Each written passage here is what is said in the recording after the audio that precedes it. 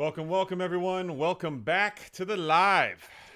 Did not expect to be testing the equipment this soon, but we are going to do it anyway. So, this is not a political show, but it is a financial podcast and, well, live stream now. And because of that, we're going to get into what this all means for the economy, because on Monday the markets are going to open and a lot of the headlines you're seeing as it relates to Venezuela is going to change the dynamic in the marketplace on Monday, certainly from what we thought was going to happen to now. So because of this, we're going to spend some time going over not only a historical perspective, but we're also going to spend some time getting into what this likely is going to mean for predictions and the markets on Monday, as you likely expect. So let's kick things off with a simple kind of background as to what happened. I'm going to get into a little bit of what I'm seeing here in the news. Let's switch to the screen view. There you go. For those of you who watch the show, you're familiar with this already. We saw this. Maduro arrives in New York to face charges. Trump says U.S. will run Venezuela. Anytime a sitting president says they are going to run a state, a foreign country, that is something to make headlines, and that is unusual. But reading through this, there were some interesting comments that I thought were definitely noteworthy and going to have a market reaction come Monday. President Trump said the U.S. would run Venezuela until there can be a proper transition after the U.S. carried out strikes against the country and captured Venezuelan President Nicolas Maduro. We are going to run the country, Trump said in a news conference from his Mar-a-Lago estate, and that is right there. That is undeniably a different set of commentary. But what came next was even more interesting. It's the paragraph here down below. Trump said U.S. oil companies would spend billions of dollars in Venezuela to fix its oil infrastructure. The U.S. plan for the country includes taking a tremendous amount of wealth out of the ground and sharing it in part with Venezuelans, he said. Trump also said it would be very tough for Venezuelan opposition leader Maria Corina Machado to lead the country. The president said Machado, who has applauded Maduro's removal, doesn't have the support within or respect within the country. Now, what I will say is, whether you necessarily believe in that or not, there is some political backdrop to get into before we drop into how this impacts financials. Number one, first and foremost, yeah, she is a pretty interesting candidate. She won I think a Nobel Peace Prize recently, but they do have a democratic process in place which would call for the vice president to be named president if the current president were removed. And obviously he's removed. He landed in New York not too long ago to face whatever legal ramifications can come next. So certainly there's some interesting things happening here. So let's get into what we know now, because I can tell you that's going to be, a little different. So we know as of right now, and this has been a bit of a different thing, is that Venezuela, it might have a geopolitical headline to it, but markets will treat it as really an oil supply, energy, logistics issue, if you will. And that's how the market's going to open Monday. Is it going to be risk off, risk on, or is it going to be a fake out? There's only a couple different options you're going to really see here. I think the market will react a little bit tentatively in the very beginning. But what we know as of right now is Maduro was captured after a U.S. operation. There's been broad international coverage. You've got CNN and CNBC and everybody else for that. There's also reports of a full oil embargo, and Venezuela exports effectively have been paralyzed, tankers not loading, because you've seen an increase in what I would call U.S. presence in the region. Now, how much was known in advance of this, no one really knows, which is why I think the market's going to react a little bit unusual. And in order to give you some perspective in what I mean by unusual, we're going to get into some historical examples covering Libya, Iran, and Iraq, which I think are probably the most comparable ones as we've seen them historically. But again, there's a couple different, you could argue Russia in some ways, but I think for the most part what you're going to see financially is going to echo a lot of what we saw in Iraq. Is probably the most obvious statistical probability of what's going to happen in the markets come Monday. Venezuela's currency has suffered as a result of this. There's market translation here, okay? Traders are going to hear, are we seeing potential supply disruption? Even if barrels are small globally, the marginal barrel moves in prices. There's a higher volatility premium. Is there headline risk for anything with Latin America as far as exposure goes? But let's show you exactly why this problem is material. And I'm going to go ahead and switch over to the screen view once again. This came out from Alliance Global Investors. There you go. I want to say in August or so. I read this a while back. There you go. Yeah, 8/12/2025. The political potential for regime change in Venezuela presents a complex mix of opportunities and risks for global oil markets, U.S.-China relations, and the regional stability. So you're going to see implications here stretch far beyond what I would call are just this regional presence. It's going to be a big deal, and I think there's going to be commentary in this, internationally for some time. Not to mention the UN's going to meet on this on Monday, and there's going to be some commentary there. All of these factors, political sounding as they may be, do have the potential to move the market. So because of that, this matters to what you're going to see financially on Monday. Key takeaways from this are still relevant today. We think the most likely scenario is Venezuela is a continuation of the status quo or regime change involving an orderly transition to a more pro-Western government. And, well, the West seems to have led that change. Given the potential for Venezuela's bigger role in oil markets and growing competition between the U.S. and China and South America, we think it's important to explore potential transmission channels and market implications, what we term as Venezuelan trades. Now, you might be saying, why is this so important, and why is this all over the news? Why is this a big deal? What's going on? Well, there is one chart which I think really shows this well, and it happens to be an interactive chart, so I'm going to go ahead and show that here, and hopefully this comes up. Let me see if I can get this to go up from Newsweek. I might take a refresh. There we go. All right, perfect. This map here, and I'm going to pause the video. You don't need to hear it. Oh, sorry about that. All right, so here's what we know is we have the oil. Here we go. Countries with the largest oil reserves. This might shock many of you watching this. Right here, 303, I want to say, million barrels of oil come from Venezuela. That is more than any other country. And you might be saying, well, what about the Middle East? Saudi Arabia, 267 million barrels of oil. Iran, 208 million barrels of oil. And Iran is not out of the clear here. There's been some political unrest in that country too. You also have Russia, 80 million, and Canada, 163 million. The U.S. is far behind at only 45 million barrels of oil. So clearly you can see here that Venezuela at 303, 221 is the world's leader in proven crude oil reserves. This has significant financial implications internationally, and the U.S., as of right now, is moving in its own oil companies to see this. So the market is going to react slightly favorably. Historically speaking, you would probably not see this type of market reaction on Monday. You would see them open somewhat muted to slightly negative during this time, but I don't think that's going to happen. I think the fact that the president came out and said that he's moving U.S. oil companies in to take care of the world's largest oil supply is meaningful, and I think you should expect to see that in the markets no matter what happens commentary-wise, because what's going to happen is very simple, okay? This happens all the time, and people are going to say, okay, well, there's political unrest and then there's market opportunity. And people who want to make money are going to try to make money regardless of what the morality of the decision is here. And you can see I have CNN on the background. I've been keeping a watch on this. So you need to understand that the markets in and of themselves are going to divorce themselves from what happens from the political side as the UN meets. And they're going to focus on how can I make money on this? We know the U.S. is now going to be in control because we're, quote, running the country, at least for the interim future.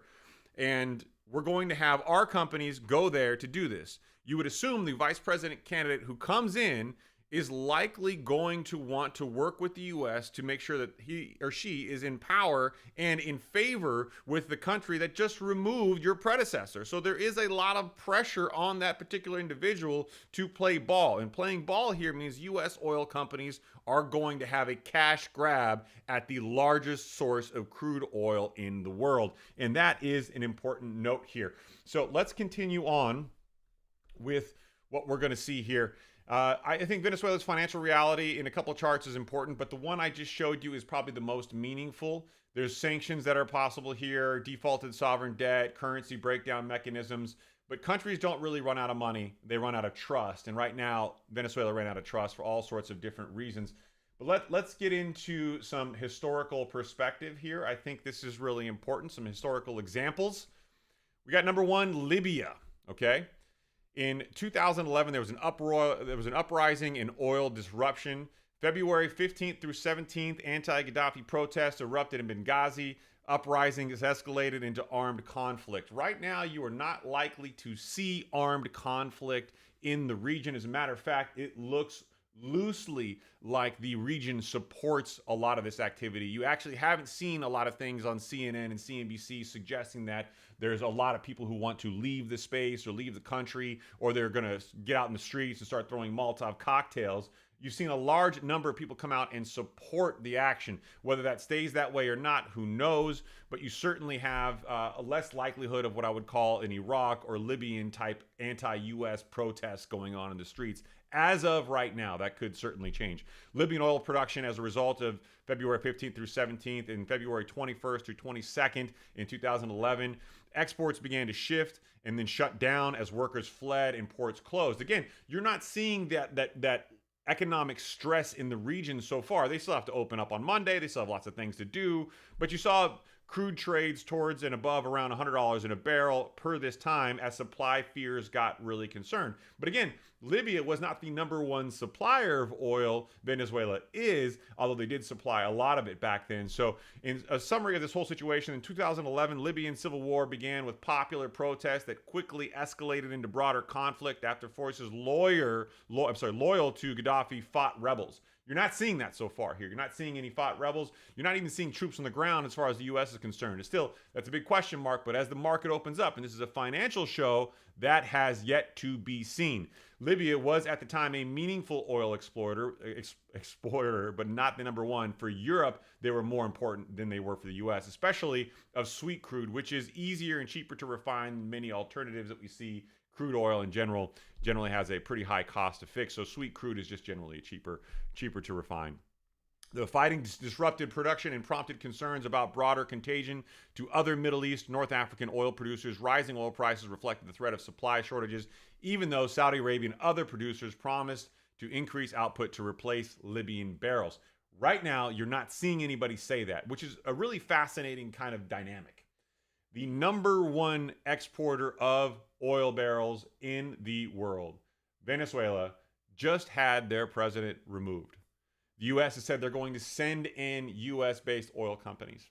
We're going to, quote, control them temporarily and ease a transition, presumptively, to the vice president who's going to have more control. But you don't know yet. But as of now, you've not seen anyone say anything. Now, that could largely be because we did not telegraph this to the rest of the world. No one really knows for sure. But what I will tell you is that as of right now, when the market opens on Monday, there isn't going to be a headline as of now to suggest that the market should not trade this as a positive for U.S. oil companies. I expect you to see some of those things be really interesting. The question is, will crude oil go up or go down? If the market doesn't see any disruption happening as a result of this, and as a matter of fact, they're going to see more supply and more efficiency from oil production, I would imagine you're going to see oil company prices go up and crude oil production increase, but the barrel prices stay somewhat muted over time is probably my guess. The next trading day reaction, of course, to Libya was crude oil prices jumped sharply as fears of supply disruption grew, and you saw this rising price of cost per barrel to go to about $100 per barrel in late February, March. Equities, the stock market in general reacted negatively. You're going to see that as a reoccurring trend. Anytime you see type of political or geopolitical unrest, you typically see some negative market reactions. You're not going to see a great day in the stock market on Monday, is my guess. You'll probably see a decent day, but you're not going to see, worldwide financial crisis. But you'll see probably some red, is my guess. Global indices weakened amid risk aversion. Cyclical sectors fell, and U.S. futures were lower as traders priced uncertainty. European markets suffered as oil prices spiked in that region. Again, this was because of the geopolitical conflict, not necessarily because of the impact to oil in the market. People were really worried of what could and would and maybe not happen in that market, where you're not really seeing that in Venezuela so far. I've been watching the news all day since this broke, and I got to tell you, you're not really seeing anybody in the streets. You're not seeing anybody really say oil prices are going to spike, and you're not really seeing anything to suggest that there's going to be a lot of pushback on this exit. It could bode well for the markets over time, but it is a very stigmatizing and frankly scary thing when you think that we went into a foreign country, we pulled out their president, and this president is now going to be on trial presumptively in New York on Monday. But for the oil supply and for the economy, this doesn't seem to be a terrible thing. Let's go to Iraq. I think this is probably the most closely tied parallel, and why it's most cleanly mapped to Venezuela. And this is in 2003. Key geopolitical moment. Thursday, March 2003, U.S.-led coalition launched an invasion of Iraq. Shock and awe began overnight. You might remember George Bush, shock and awe. Thursday, March 20th, 2003, oil prices fall, reversing pre-war spikes. Friday, March 21st, 2003, the next trading day, U.S. equities rallied sharply. And I think that's a very interesting note. You saw the U.S. equity market rally sharply because they had a certain degree of confidence that the region had been stabilized and things were going to improve. Right now, there does not seem to be stabilization needs in the region, but what you will likely see as a result of all this, if oil companies from the U.S. are in fact going in, is you're going to see improved exports from the region, the largest producer of crude oil. So I think that's going to provide some rally benefit to the markets. The real question is, will the markets be on their heels going, okay, we don't know what's going to happen? Or are they going to go dive in and say, okay, we feel confident. We had Saturday, Sunday to digest. Monday, we feel confident the U.S. oil companies are going to be there. This is going to be a boon for the market, and you might see some market growth. And I think that is actually a possibility. I think you're going to see some of the more seasoned investors think that way, and you might actually get this to carry the market positive. If anything, you'll see a slight negative. I don't think you're going to see a fall off on Monday is my biggest guess here. But let's continue on the Iraq situation here. U.S. equities rallied sharply the next day. S&P 500 posted one of its strongest daily gains in months, and risk assets rise as uncertainty collapsed. Again, certainty, uncertainty. So keep an eye on the VIX, the fear gauge. If the fear gauge starts to rise and people start to be concerned about what's going to happen in the region, you will see the VIX rise, and that'll be your telltale sign that the market is probably going to react in a very cautious manner. As of right now, I don't think that that's happening, but let's take a look at the markets. I haven't checked that here in a little bit, and let's see where the VIX is at. Where is the VIX today? All right, VIX index stock pre-historical closing, Bloomberg. Let's check you out. I think we're at a very cool number here. I think it's flashed me 14 for a second. Yeah, 14.51. I'm going to split to the screen here and blow this bad boy up. 14.51 as of today. That is not a concerning figure. I think if you saw this north of 20, I would probably start to think, okay, there's some movement there. As a matter of fact, this is down. So you're not seeing a whole lot of movement from the VIX today, and I think that's probably going to be suggestive of what the market's going to see on Monday and through the weekend. But keep an eye on it. You might see what's going to happen. You might see some things change over time, but it could spike up Monday. I don't think so. So what the markets did in Iraq was a bit different. The oil exporter plus regime collapse, it meant that a major oil producer in that area who was then under sanctions, facing regime removal, followed by this massive uncertainty about production continuity, was resolved in almost a one-to-one financial step with Venezuela. It's very similar. Oil spiked pre-invasion, oil fell after the invasion began, and then U.S. equities rose the next trading day. That might be a very similar thing here, except we didn't get the telegraph benefit of somebody going in, so you might just see equities rise and oil prices rise as a result of that. The market logic at the time is pretty simple. The uncertainty is gone. We can price this now. Markets they hate uncertainty more than bad news, and this is pretty interesting to think about in context. And I'm going to switch here to the prompter. This is pretty interesting to think about in the context of the macro economy, right? One of the things we have to know is that uncertainty drives this. If people aren't afraid of what the market's going to do, or they aren't afraid of things they don't know, they are more likely to invest their money in things they think they do know. And that's just human psychology 101, right? If you understand the behavioral economics behind investing, you know that if you can erase the uncertainty from the market, in that this rogue president is probably going to be the narrative, is now gone from that country, and we can now stabilize the region. U.S. companies are going in. We trust U.S. companies. I think you can pretty much bet that the stock market is going to say, okay, now is a good time to take the risk on because there's less uncertainty, there's less volatility in the region, and unless something happens between now and Monday, that risk on is probably going to be where most people wind up, and they're going to seem to see that this could drive the markets a little bit better. And us as a country having control over that does give us a signal of strength. How long that lasts, or how long that's allowed to last, well, that's a different story. I don't know that some of that narrative is actually going to be legal, but that's, again, a different podcast for a different time. This one's financial based. So let's get back to the show here. Key lessons: the oil shocks are front run. Regime change can be relief positive. I think that's what we're going to see here. For equities, if escalation risk declines, and you certainly are going to see escalation risk decline based on right now. There hasn't been anybody who's came out and condemned, which typically you would see immediately afterward. So because there hasn't been the political pressure, because you haven't seen anything open, at least communicated to everybody else, I don't think there's going to be anything responsive that's going to happen between now and Monday. So I think that the direction of oil matters less than the clarity of future supply. And right now the direction is heading towards more U.S. involvement, more infrastructural support, and more exports. So think that through. Iran, of course, is an interesting geopolitical moment at the time. And this is as of right now. In June 13th, 2025, Israeli airstrikes on an Iranian nuclear military infrastructure. The market reacted on Friday that same day. Intraday, you saw crude oil spikes about 9% intraday. And then by Monday, literally over the weekend, you got the U.S. indices, Dow, S&P 500, NASDAQ opened and trade slightly lower, but nothing meaningful as it relates to that escalation. And it could have been they didn't believe that was going to escalate into something that was going to be a wartime effort, or it could just be that they didn't find that region being impacted was such a huge problem. Again, Iran controls the Strait of Hormuz, which all that oil really flows through. But when you think about it in the context of Venezuela and how much oil it controls relative to the Middle East, which we all have naturally assumed is the largest producer, but is in fact not, you think that what's happening with Venezuela could be a win for the U.S. because there's not this Middle East geopolitical unrest. It's just this region of the world which seems to have accepted this.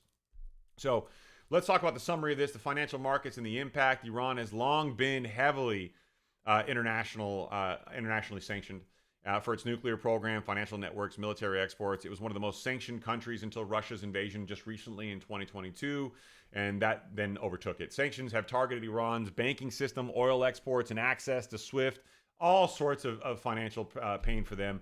You're not seeing that here. That is a very different result for that country for a lot of very different reasons. More recently, in mid-2025, military escalations involving Israel's strike on Iran targets and broader Middle Eastern tensions have triggered market reactions, but those were slight in less meaningful. On June 13th, you saw Israeli airstrikes actually hit the ground that same day. Global stock markets fell, but there wasn't like a massive, let's be clear here about the technical language here. You didn't see a crash. There wasn't anything over 20% changing. You didn't see a correction. It wasn't less than 20%, but meaningful. You just saw dips. That was a lot more volatile than what we're seeing here. And I know you're seeing red all over the news. You're seeing red in this ticker down here. But that doesn't necessarily mean that this is going to cause worldwide problems in the days and months to come.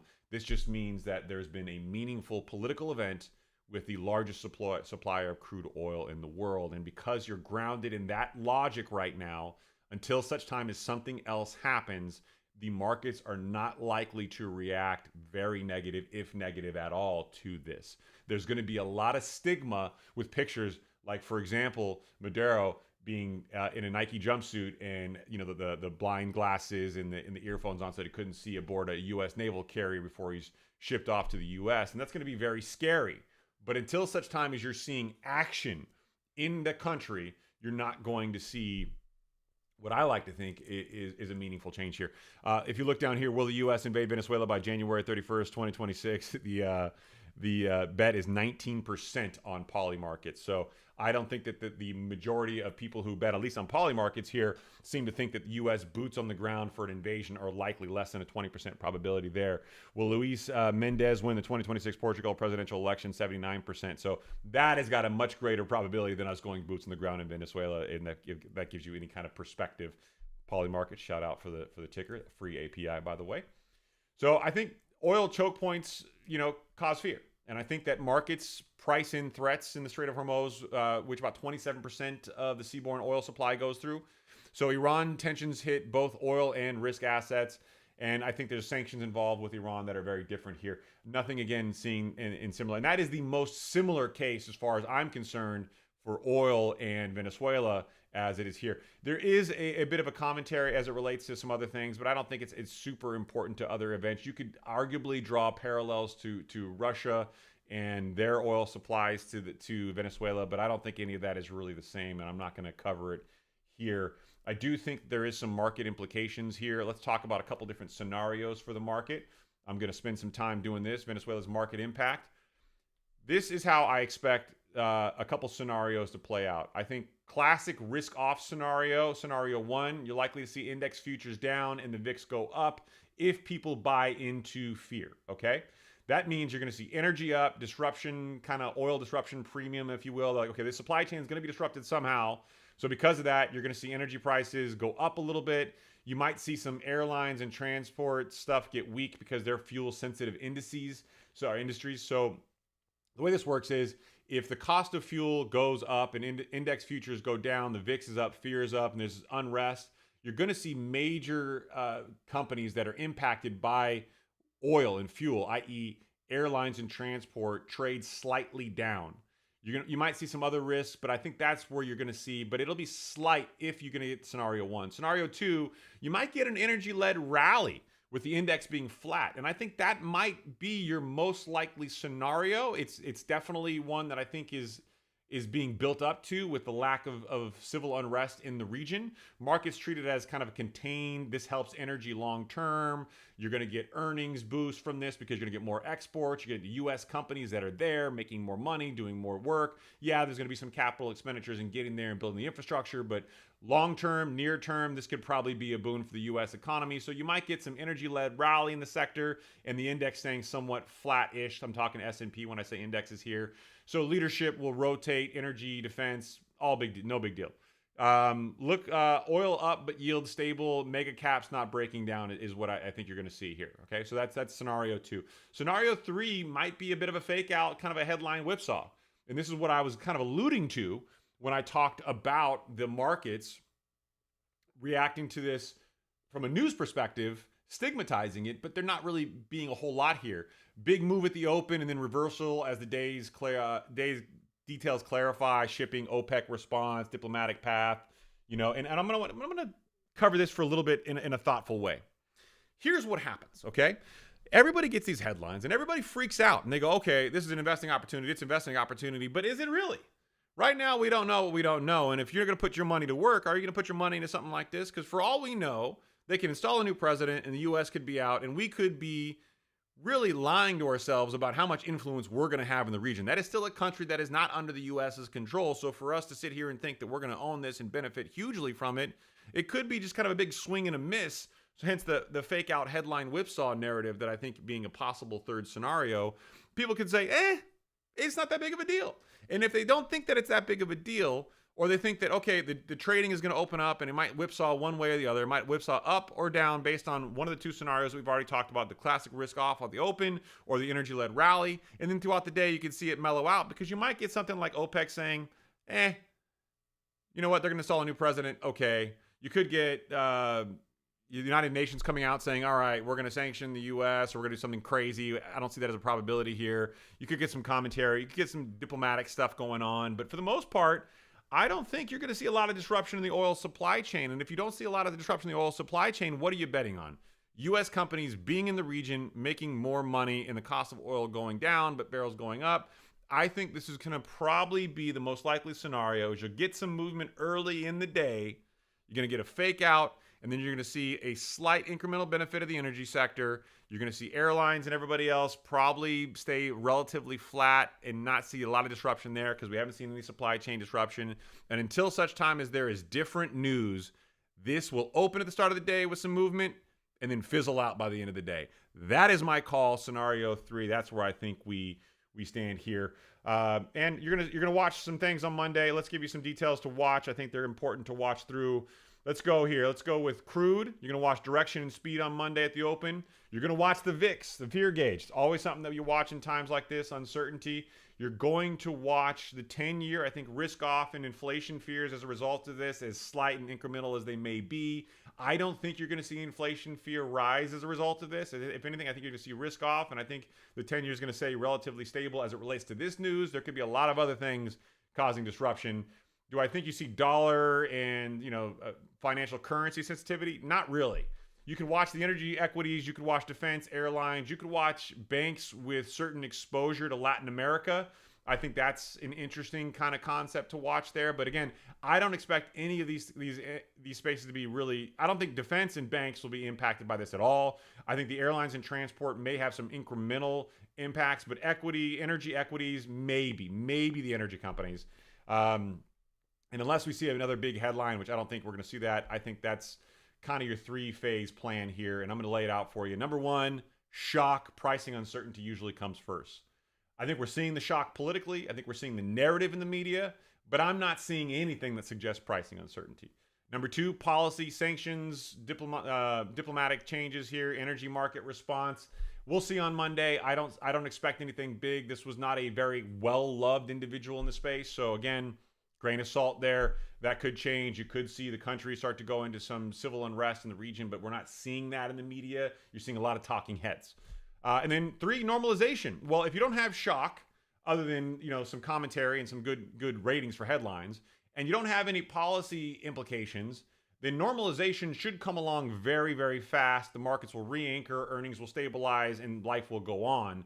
And frankly, the quicker this happens, the more of a non-event this will be near term, and the more long-term benefits some energy companies may have if they're able to physically be and stay in that region. And the only real reason I see that happening materially different than before is you get a successor as a president who is more likely to be amenable to supporting the country which just exited his or her predecessor. So there you go. That's the information to watch. That's what we know. And I think that's kind of the material breakdown. This is what the show is built for now. It is a live show built for this exact reason, to give you the news as it breaks. One of the biggest criticisms we get on the podcast is that we're not reactive enough to the markets.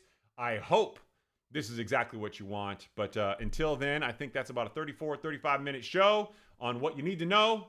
And if anything else updates, we'll be back with an update soon. Bye, everybody.